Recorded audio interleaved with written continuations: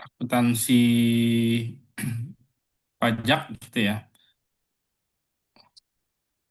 Jadi apa sih pentingnya akuntansi pajak itu bagi kita ya peserta brevet?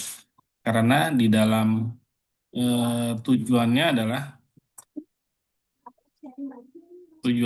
kita untuk melakukan penyusunan laporan keuangan untuk perhitungan pajak yang akan dilakukan di setiap tahun pajak gitu ya.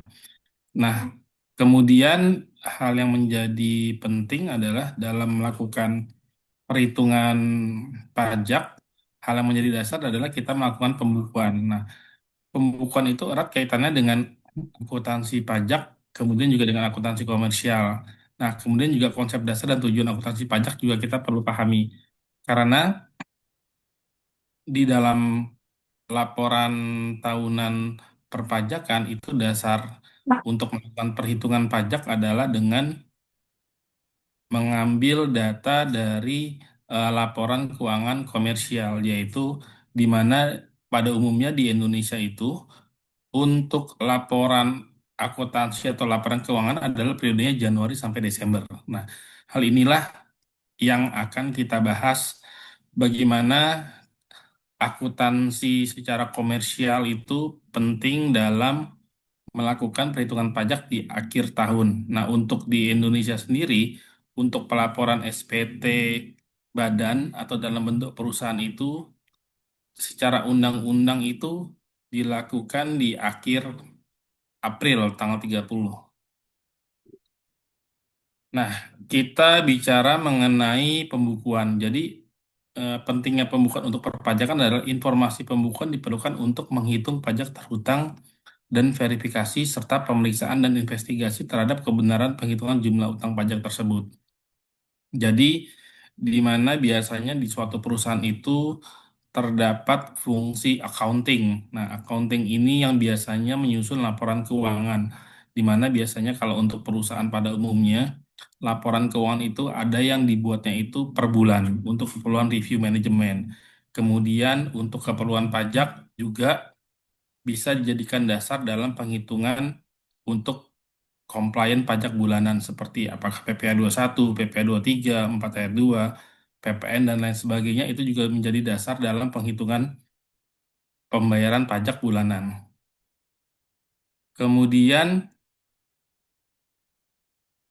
pentingnya pembukaan untuk perpajakan itu untuk apa sih? Satu, mempermudah wajib pajak untuk mengisi SPT karena tadi menjadi dasar segala perhitungan pajak dan menjadi dasar berapa hutang pajak yang akan terhutang, baik itu untuk SPT masa dalam bulanan atau untuk yang tahunan. Kemudian mempermudah penghitungan penghasilan kena pajak. Nah, dasar dalam menghitung pajak tahunan biasanya apa yang dinamakan dengan penghasilan kena pajak. Seluruh pendapatan dikurangi biaya-biaya secara pajak diperkenankan itu menjadi apa yang dinamakan dengan penghasilan kena pajak. Kemudian yang ketiga, penyajian informasi tentang posisi finansial dan hasil usaha untuk bahan analisis atau pengambilan keputusan ekonomi perusahaan. Nah, biasanya laporan keuangan itu penting ya Bapak dan Ibu dalam melakukan performance bulanan. Biasanya di accounting menyajikan laporan keuangan, kemudian biasanya data-data ya, laporan keuangan itu akan dibawa rapat oleh manajer accounting untuk presentasi atau menyajikan bagaimana posisi laporan keuangan tiap bulan kepada manajemen untuk mengukur kinerja bulanannya. Kemudian dalam menyusun pembukuan itu terdapat syarat-syarat pembukuan, yaitu yang pertama adalah diselenggarakan dengan itikat baik dan mencerminkan keadaan yang sebenarnya. Jadi biasanya kalau misalnya accounting itu mereka melakukan penjurnalan atau pencatatan berdasarkan transaksi memang terjadi, apakah itu setiap hari, kemudian direkap menjadi mingguan atau bulanan, sehingga nanti akan didapat yang namanya laporan keuangan yang mencerminkan biasanya ada laporan laba rugi, kemudian laporan neraca, juga laporan arus kas, serta catatan laporan keuangan. Kemudian eh, pembukuan ini ditutup setiap akhir tahun dengan membuat neraca dan laporan laba rugi berdasarkan prinsip pembukuan yang tak asas atau konsisten dengan tahun sebelumnya. Jadi ini penting juga ya, bagaimana Bapak dan Ibu harus paham juga bagaimana dalam menyusun laporan keuangan itu terdapat standar akuntansi yang berdasarkan apakah itu berdasarkan standar akuntansi keuangan atau penyebutan standar akuntansi keuangan yang berlaku di Indonesia. Kemudian biasanya pembukaan itu diselenggarakan dengan huruf Latin, kemudian angka Arab dengan bahasa Indonesia dan satuan mata uang rupiah, atau dengan bahasa Inggris dan mata uang US dollar dengan izin dari Menteri Keuangan. Jadi kalau misalnya berdasarkan peraturan pajak untuk pelaporan itu hanya dapat dengan bahasa asing itu hanya diperbolehkan dengan bahasa Inggris dan ini pun juga harus berdasarkan persetujuan kepada Menteri Keuangan. Jadi ketika nanti diminta persetujuan bisa ada dua ya implikasinya, apakah diterima pengajuan ataupun ditolak. Kemudian yang kelima, pembukuan dan dokumen yang menjadikan dasar serta dokumen lain yang berhubungan dengan kegiatan usaha atau pekerjaan bebas harus disimpan selama 10 tahun. Nah, ini memang menjadi dasar bagaimana pembukuan yang kita bukukan, dokumen-dokumen itu harus disimpan selama 10 tahun. Apakah nanti tujuannya itu ada beberapa ya, untuk laporan audit yang biasanya tahunan oleh kantor akuntan publik ataupun juga terkait dengan apabila perusahaan Bapak dan Ibu dilakukan pemeriksaan pajak oleh kantor pajak. Di mana untuk daluarsa pajak sendiri itu ada 5 tahun ya. Jadi untuk disimpan 10 tahun harus di-filing dengan rapi, didokumentasikan, kemudian dirapikan ataukah misalnya di gudang atau tempat tertentu untuk menyimpan seluruh dokumen terkait dengan transaksi kegiatan usaha. Kemudian terkait dengan pembukuan itu ada sanksi tidak diselenggarakan pembukuan, yaitu pertama adalah WP yang sudah mampu melakukan pembukuan untuk tujuan pajak namun tidak melakukannya. Memang ini menjadi penting ya, bahwa pembukuan itu menjadi wajib dan apabila tidak dilakukan akan menimbulkan sanksi. Nah, salah satu yang membuat pembukuan namun tidak melakukan adalah penghasilan itu dihitung berdasarkan norma norma perhitungan pajak yang dikeluarkan dibayar dari hasil penerapan norma perhitungan akan dikenai sanksi berupa kenaikan pajak 50% atau 100% dari pajak yang kurang dibayar. Jadi apabila Bapak dan Ibu misalnya kerja atau memiliki usaha yang harusnya sudah wajib pembukuan tapi tidak melakukan pembukuan itu akan ada terkait dengan sanksi yang dikenakan yaitu sebesar 51% dari pajak yang kurang dibayar.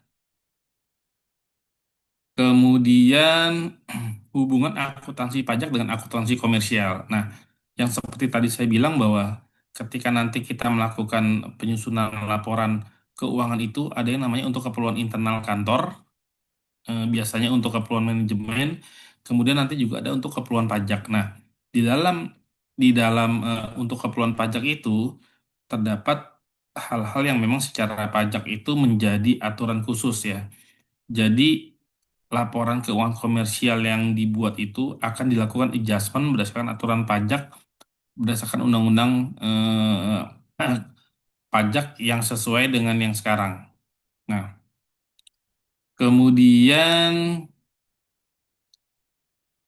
lembaga pembuat ketentuan ini hubungan kemudian B, lembaga pembuat ketentuan, metode, prosedur dan teknik akuntansi dipengaruhi hukum pajak. Biasanya kalau misalnya kita melakukan akuntansi itu kan juga nanti ada standarnya ya, standar akuntansi keuangan (PSAK) yang ditentukan oleh Dewan Standar Akuntansi Keuangan. Nah, kemudian untuk pajak itu sendiri juga terdapat beberapa regulasi yang memang harus diikuti, di mana biasanya untuk untuk pajak itu ada beberapa peraturan memang harus diikuti. Salah satunya adalah Undang-Undang Perpajakan, kemudian peraturan pemerintah, keputusan presiden, keputusan menteri, atau keputusan direktur jenderal pajak.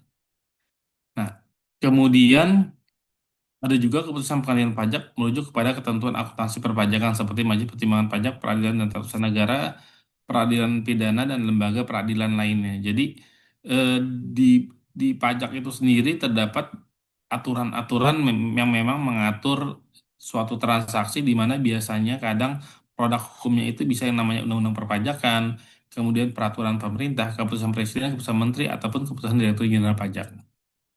Jadi ini penting juga apabila terdapat peraturan atau terkait dengan transaksi baik itu secara akuntansi atau secara kegiatan usaha yang menimbulkan efek pajak, biasanya itu diundang-undangkan secara resmi oleh negara.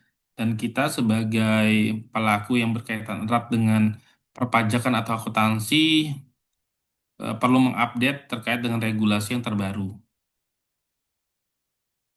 Kemudian konsep dasar dan tujuan akuntansi pajak itu ada juga yang namanya konsep dasar akuntansi perpajakan, di mana kalau kita bicara mengenai tujuan perpajakan itu ada beberapa secara secara tujuannya, yaitu yang pertama adalah aspek alokasi. Nah, ini bicara mengenai tax policy di mana diarahkan pada sikap netral, tidak cenderung pengaruh alokasi dan diserahkan pada mekanisme atau pasar. Nah, jadi yang kedua adalah aspek distribusi.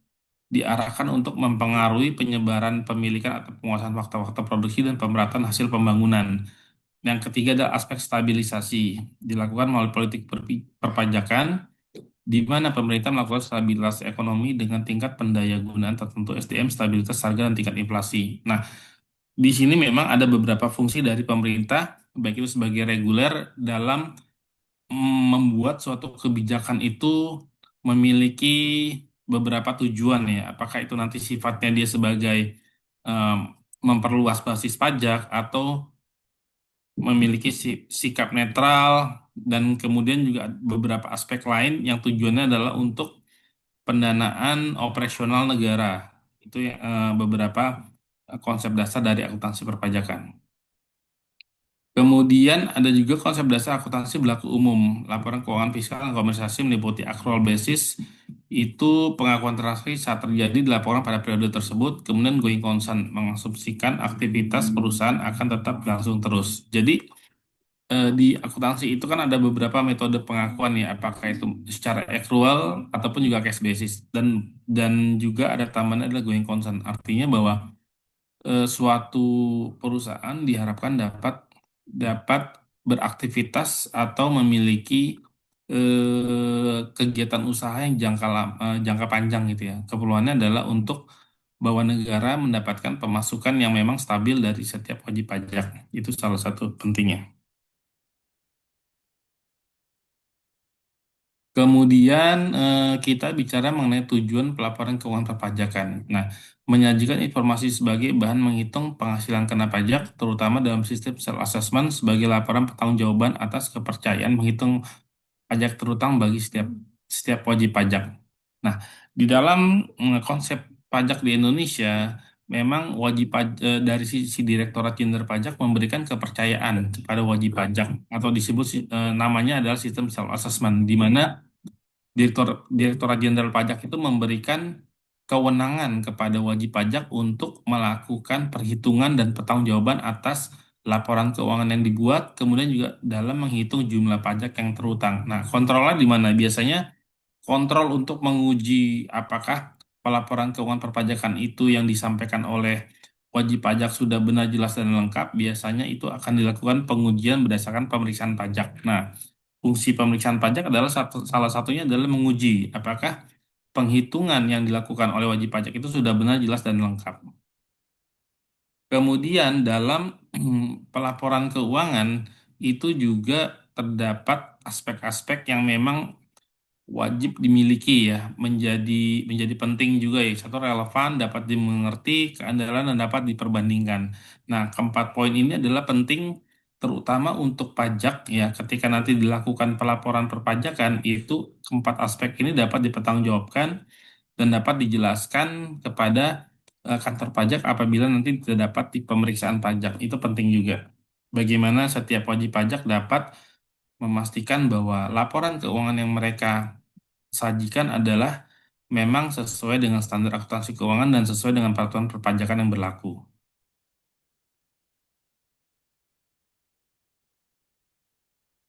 Kemudian kalau kita bicara mengenai pelaporan keuangan itu memang terdapat beberapa poin-poin yang penting juga, yaitu yang pertama adalah laporan keuangan bersifat historis. Nah, laporan keuangan bersifat historis ini biasanya based on periode. Kalau misalnya Bapak dan Ibu terbiasa dengan laporan audit, biasanya laporan audit itu adalah perbandingan antara tahun yang berjalan sekarang sama dengan tahun yang lalu. Jadi biasanya di dalam laporan audit itu penyajiannya adalah 2 tahun.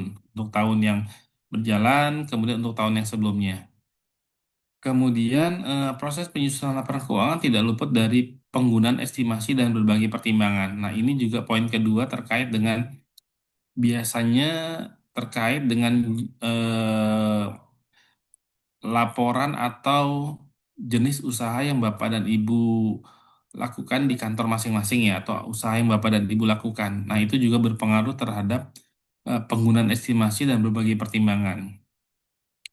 Kemudian yang poin ketiga adalah lebih mengutamakan hal yang material tanpa mengurangi kelengkapan materi. Jadi hal-hal poin yang terkait krusial atau yang penting itu juga juga harus disajikan dengan baik dan memang sesuai dengan keadaan yang sebenarnya.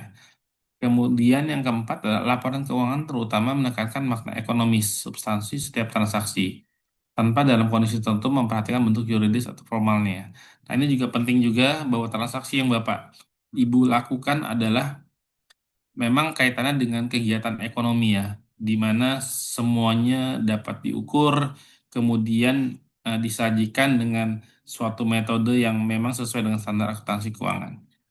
Kelima, terdapat alternatif yang dapat digunakan mengakibatkan variasi dalam pengukuran sumber ekonomi dan tingkat kesuksesan antar wajib pajak. Jadi, setiap jenis usaha itu memiliki tingkat ekonomi yang berbeda-beda. Jadi, pentingnya yang tadi, bagaimana setiap transaksi itu disajikan sesuai dengan keadaan yang sesungguhnya. Kemudian yang keenam, informasi kualitatif sedangkan fakta yang tidak mendasar yang tidak dapat dikuantifikasi umumnya dikesampingkan. Jadi terdapat biasanya itu kalau misalnya kita menyusun laporan keuangan, segala informasi yang terkait dengan pencatatan itu memiliki dasar yang harus kita bisa justifikasi atau berdasarkan keilmuan terutama dalam standar akuntansi keuangan. Kemudian terkait dengan laporan keuangan fiskal itu kita akan bicara mengenai pendekatan umum, perbedaan orientasi pelaporan, prinsip akuntansi sebagai subjek perbedaan dan proses penyusunan. Nah, di dalam penyusunan laporan keuangan fiskal sebagai solusi antara ketentuan akuntansi pajak, kita juga bicara mengenai ketentuan pajak secara dominan mewarnai praktek akuntansi. Jadi terdapat dua pembukuan oleh perusahaan, yaitu ketentuan pajak dan praktek komersial. Jadi biasanya apa yang perusahaan pada umumnya lakukan adalah pertama melakukan pembukuan itu berdasarkan praktek komersial. Nah, setelah praktek komersialnya sudah dilakukan, biasanya akan mengikuti dengan ketentuan pajak di mana suatu bentuk usaha itu berada. Nah, kalau misalnya kita bicara di Indonesia, berarti kita akan berdasarkan kepada ketentuan peraturan yang ada di Indonesia. Kemudian ketentuan pajak untuk tujuan penyusunan laporan keuangan merupakan standar independen terpisah dari prinsip akuntansi. Nah, ini pentingnya bagaimana Bapak dan Ibu juga memahami undang-undang peraturan perpajakan karena terdapat secara prinsip akuntansi itu diperbolehkan. Misalnya contohnya kita bicara mengenai koreksi fiskal gitu ya. Secara akuntansi boleh dianggap sebagai biaya, tapi secara perpajakan itu harus dilakukan koreksi berdasarkan undang-undang perpajakan. Seperti contohnya misalnya sumbangan. Sumbangan kan secara prinsip akuntansi sudah diperbolehkan, tapi secara konsep pajak dia menjadi non-deductible expense atau biaya yang harus dikeluarkan dari biaya. Kemudian pembukuan perusahaan sesuai praktek komersial, kemudian melakukan rekonsiliasi sesuai ketentuan perpajakan. Nah, ini penting juga bagaimana laporan keuangan secara komersial yang sudah dibuat itu terdapat beberapa ketentuan atau aspek perpajakan yang Bapak dan Ibu harus pahami, terutama terkait dengan pengakuan mana saja yang menjadi objek pajak, kemudian mana saja biaya-biaya yang tidak boleh dikurangkan atau boleh menjadi pengurang.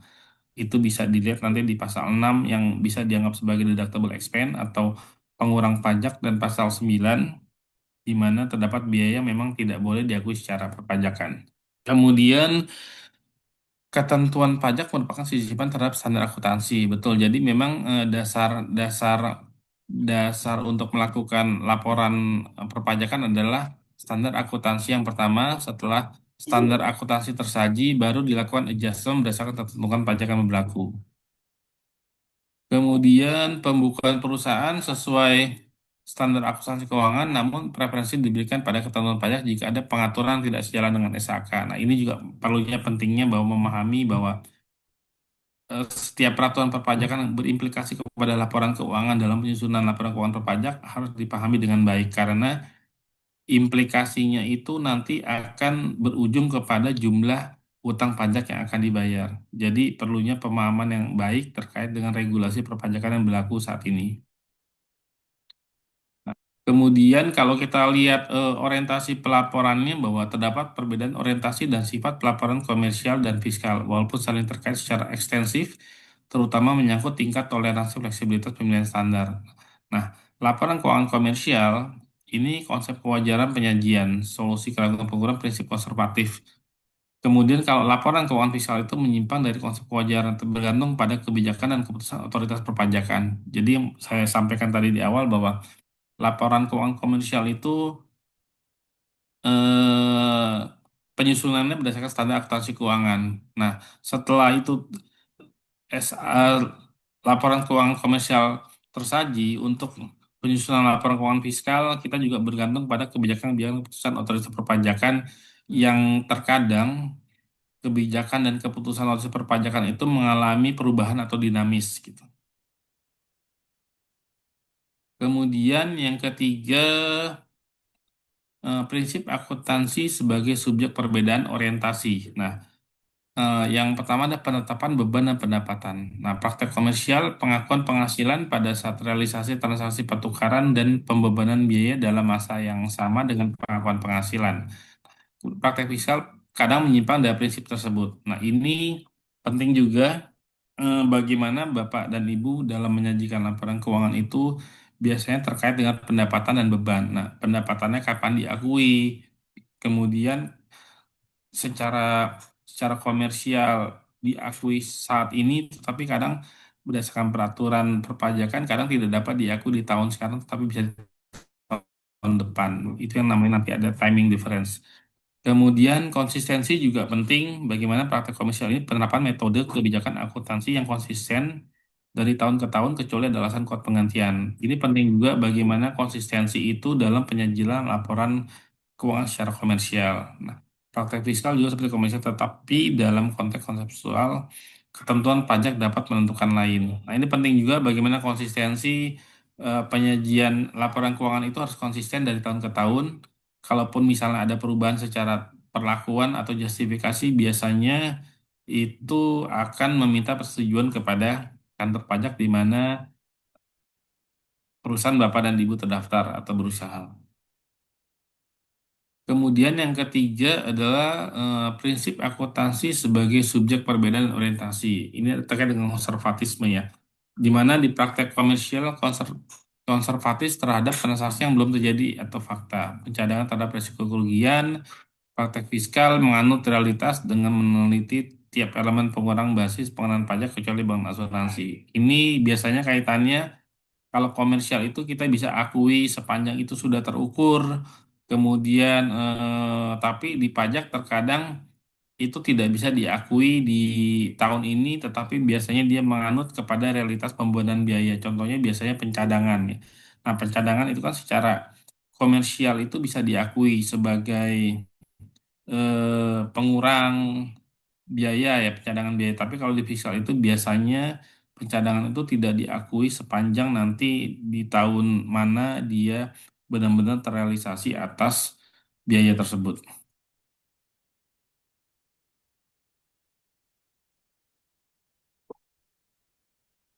Nah, sebagai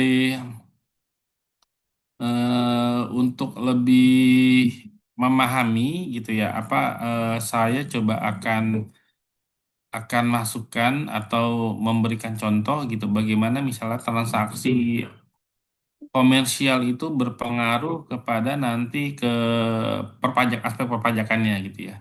Saya ambil contoh di PPh satu gitu ya. Misalnya Aldi merupakan karyawan PT Sukses Sejahtera dengan status TK 0 mendapatkan gaji kota beserta tunjangan dan penghasilan lainnya per bulan sebesar 10 juta ya.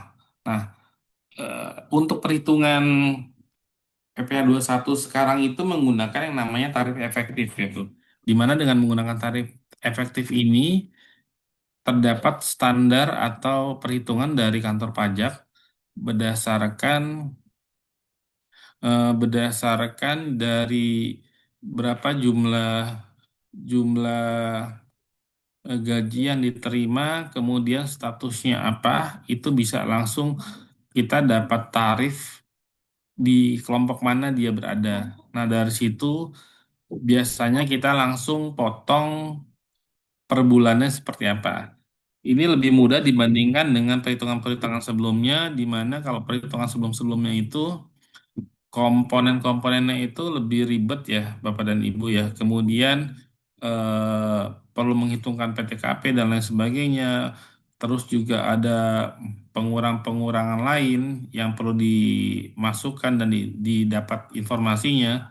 Jadi mulai beberapa tahun ini memang diberikan kemudahan ya bagi perusahaan dalam melakukan pemotongan atas PPh satu. Nah, kalau misalnya kita lihat ketika kita lihat ada transaksi pembayaran gaji, itu bagaimana sih untuk pencatatan secara aspek perpajakannya akan muncul di mana biasanya kalau misalnya perusahaan membayar gaji akan muncul yang namanya utang PPh satu.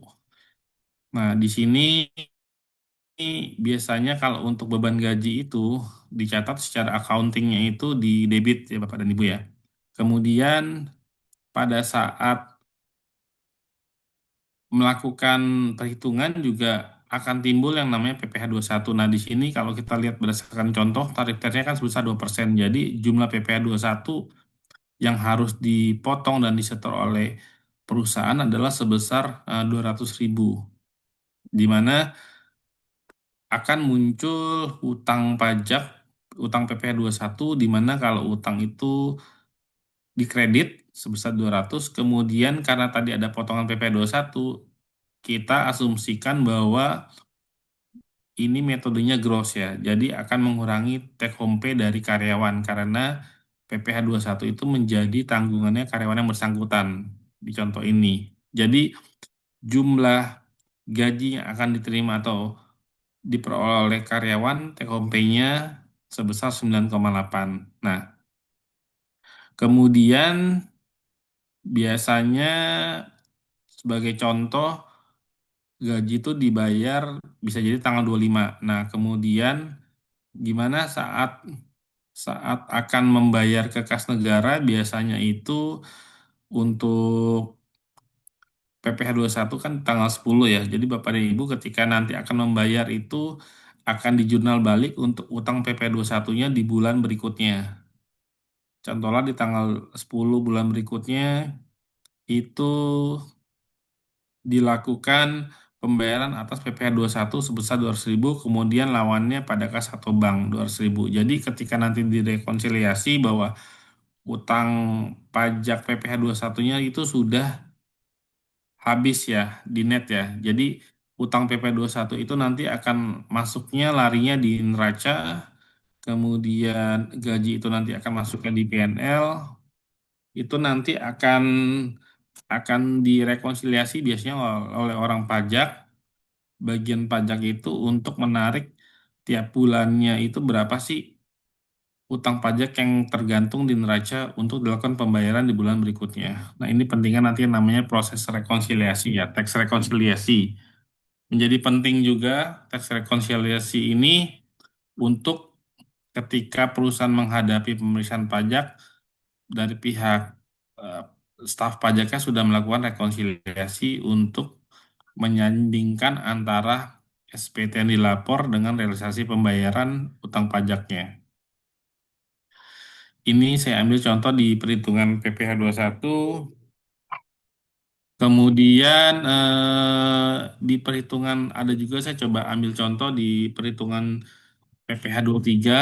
Di sini kita ambil contoh PT BBB membayar imbalan atas jasa akuntansi. Nah, pembukuan yang diberikan kepada akuntan publik CCC sebesar 10.882 belum termasuk PPN 100%. Nah, di mana akuntan publik ini bersifat sudah PKP ya. Nah, ketika PT BBB melakukan pembayaran, itu kan menjadi objek pajak ya. Objek pajak ketika nanti membayar, biasanya staf accounting atau staf pajaknya akan melihat bahwa apakah transaksi yang dibayar itu menjadi objek pajak atau tidak. Nah, kalau misal diambil contoh ini adalah bahwa atas jasa akuntansi pembukuan itu menjadi objek pajak PPh tiga. Nah, bagaimana saat membukukan, misalnya di sini kan contohnya accrual ya, jadi belum dibayar pun pada saat kita pihak accountingnya menjurnal beban jasa itu sebesar 10.882. Kemudian karena tadi PT BBB adalah PKP, di mana biasanya ketika PKP, ketika mereka mengirim invoice biasanya akan melampirkan juga faktur pajak. Di sini jurnalnya bagaimana ya kalau misalnya perusahaan itu mengakui sebagai hutang di accrue atas jasa jasa akuntansinya, yaitu berarti beban jasanya di debit sebesar 10 juta, kemudian PPN yang menjadi beban PT BBB itu akan dibukukan sebagai PPN masukan sebesar 1.118.009. Kemudian di kreditnya adalah utang biaya. Utang biaya ini adalah akumulasi antara beban jasa ditambah dengan PPN. Jadi totalnya adalah 11.988.091. Nah, dari poin satu itu kan tadi mencatat baru sebagai hutang ya. Kemudian bagaimana ketika realisasi pembayaran ke vendor. Nah, atas utang biaya yang dikredit itu akan dijurnal balik pada saat pembayaran itu sebesar nilai jasa ditambah PPN, yaitu sebesar 11.988.91. Kemudian karena tadi pada saat membayar itu kita cek menjadi objek PPh tiga, maka pada saat pembayaran itu akan ada hutang PPh tiga di kredit sebesar 239.761. Kemudian jumlah yang dibayar adalah hutang biaya dikurang 239, jadi sebesar 11.748.330. Jadi dari sini kalau misalnya kita lihat bahwa transaksi itu ada aspek PPN-nya, dari sisi perusahaan yang membayar itu akan membukukan yang namanya PPN masukan. Kemudian juga akan mencatat apabila menjadi objek PPh itu menjadi PPh tiga, itu menjadi utang juga yang akan kita bayar di bulan berikutnya maksimal tanggal 10 sama kayak PPh satu. Nah, kemudian ketika di tanggal 10 bulan berikutnya akan melakukan penyetoran yang PPh yang sudah dipotong ya. Karena kan sifatnya withholding tax ya. Jadi atas PPh tiga yang tadi dipotong sebesar 239 itu akan dibayarkan kepada kas negara. Jadi nanti jurnalnya pada saat penyetoran PPh tiga adalah utang PPh tiga pada kas atau bank sebesar 239. Nah, dari sini kita lihat bahwa terdapat ada dua kewajiban ya dari PT BBB selaku yang menggunakan jasa itu.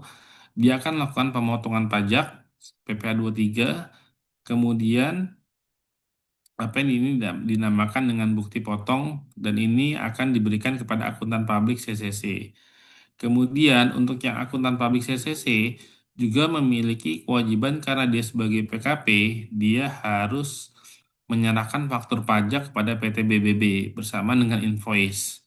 Nah, kalau untuk bukti potong saat ini sudah menggunakan baik itu pembuatan faktur pajak maupun untuk bukti potong itu sudah menggunakan Cortex ya, satu sistem yang memang terintegrasi. Jadi akan lebih memudahkan biasanya kalau misalnya sudah menggunakan Cortex, kita sebagai lawan transaksi yang dipotong itu biasanya bisa kita langsung dinotif di Cortex kita pun juga bukti potong yang kita terima sudah langsung otomatis masuk gitu ya. Sepanjang dari lawan transaksi itu melaporkan dan melakukan pembayaran atas pajak yang dipotong.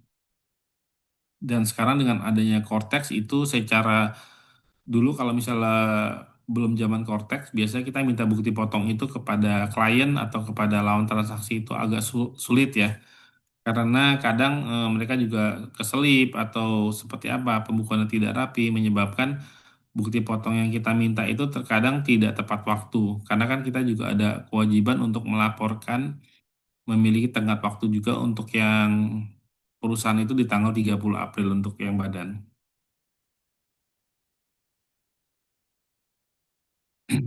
Kemudian saya juga memberikan ilustrasi juga kalau PT BBB ini menyewakan dalam konteks dia sebagai pemberi jasa. Misal PT BBB melakukan penyewaan sewa harta itu misalnya PT BBB pada tanggal 1 Februari 2005 menyewakan 3 unit alat berat pada PT AA dengan harga 500 juta yang pembayarannya dilakukan pada 29 Februari. Nah, ini gimana sebagai mencatatnya?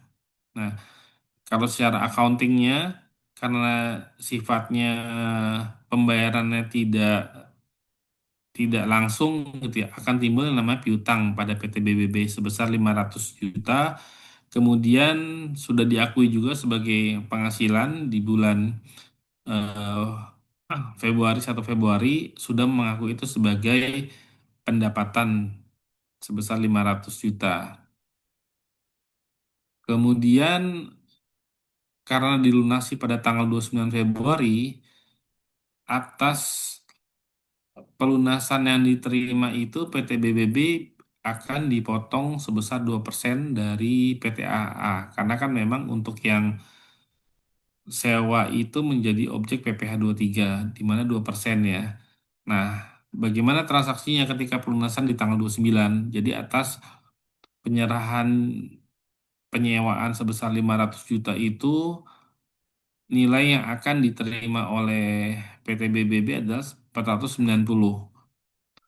Kemudian diterima 10 jutanya itu dicatat sebagai PPh dibayar di muka. Nah, kalau yang sebelumnya kan PT BBB itu memotong ya. Kalau di sini PT BB memotong artinya memberikan. Nah, dari konteks yang contoh yang poin kedua ini, PT BBB dipotong. Artinya dipotong dia yang akan menerima. Nah, PPh tiga yang dibayar di muka ini akan dijadikan sebagai kredit pajak ya, pengurang untuk di pajak tahunan 1771 untuk perusahaan. Kemudian piutangnya itu akan yang semula di debit ketika pelunasan itu akan dibalik menjadi di kredit. Kemudian saya juga coba kasih contoh mengenai transaksi yang ada PPN-nya gitu ya. Contoh pada tanggal 18 Juni 2006 PT Kurnia menjual barang dagangan seharga 300.000, pajak keluaran pungut 11% dari harga jual itu 33.000. Nah, eh, kalau misalnya PKP itu melakukan penjualan dan dia sudah PKP dan menjadi objek PPN itu kena 11% ya.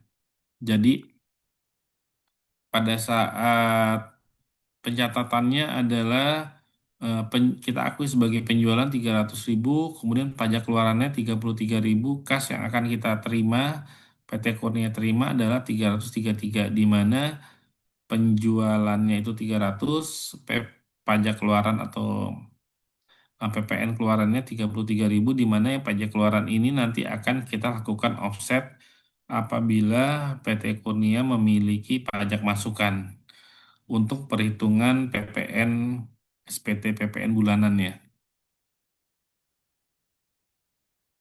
Kemudian saya kasih contoh juga PT Kurnia ternyata membeli barang dagangan dari PT Berkah. Harga belinya sebesar 200.000 dan PPN masukan yang dikenakan 9% dari harga beli 22.000. Nah, di sini tadi kan ada dia jual ya, jual itu contohnya menjual barang dagangan 300, kemudian ada dia beli sebesar 200.000, di mana untuk pencatatannya adalah pembelian 200.000, kemudian pajak masukannya 22.000, kas yang keluar untuk membeli barang termasuk pajak masukan, PPN masukan sebesar 22.000, jadi total 222.000.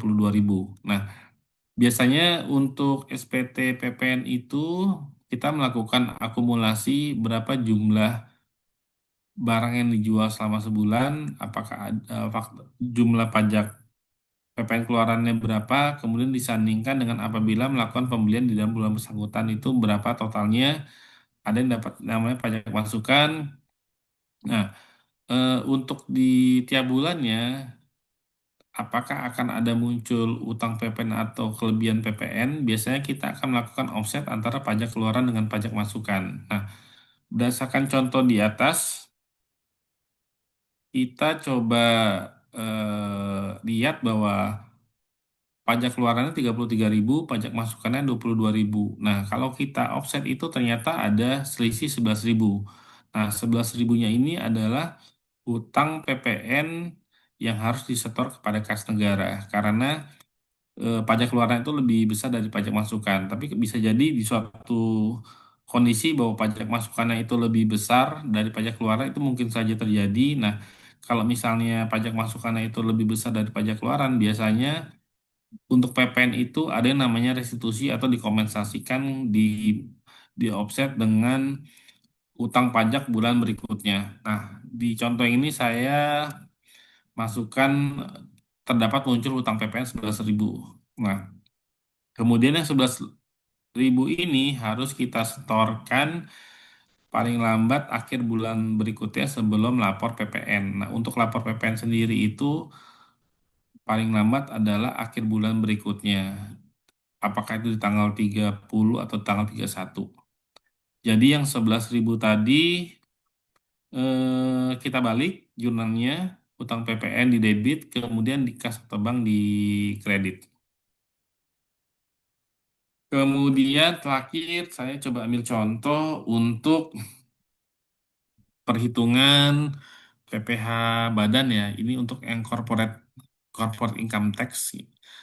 Saya ambil contoh untuk perusahaan yang memiliki penghasilan brutonya 4,5 miliar dan penghasilan kena pajaknya 900 juta. Untuk menghitungnya adalah PPh terutangnya sama dengan 50% dikali 22% dikali 900 juta. Jadi kalau misalnya suatu perusahaan itu omsetnya masih di bawah 4,8 itu mendapatkan fasilitas 50% dari tarif pajak corporate income tax. Nah, untuk corporate income tax sendiri itu tarifnya untuk yang lebih besar dari 4,8 adalah 22%. Jadi karena penghasilan brutonya itu masih di bawah 4,8 dan terdapat penghasilan kena pajak 900 juta, maka terdapat pengurangan 50% dari 22%. Nah, kemudian jurnalnya seperti apa? Nah, kalau kita lihat adalah pada saat kita menjurnal, kita akan mencatat di debit itu adalah PPh badan, di mana PPh badan ini di laporan komersialnya pun juga akan dimunculkan ya sebagai pengurang di laporan laba rugi. Dia akan muncul PPh badan current ya untuk yang tahun berjalan. Kemudian akan muncul yang namanya hutang PPh 29 karena muncul 99 juta, kemudian pada saat terakhir lapor kan di April, jadi untuk pajak hutang PPh 29 yang harus dibayar itu jangan sampai melebihi April sebelum tanggal 30. Jadi kita melakukan pelunasan kepada kas negara sehingga pada saat membayar PPh 29 kurang bayarnya itu kita akan mencatat hutang PPh 29 sebesar, maaf ini typo ya, ini hasil PPh 29 itu sebesar 99 juta dan kas atau bank sebesar 99 juta. Itu aja dari saya. Mungkin Bapak dan Ibu ada pertanyaan terkait dengan akuntansi perpajakan atau misalnya ada pertanyaan di luar topik dan lain sebagainya bisa langsung WA ke saya, japri aja kalau misalnya ada terkait dengan hal-hal yang kurang jelas terkait dengan akuntansi perpajakan bisa di-share ke saya saja. Saya akan bantu sebisa mungkin. Terima kasih.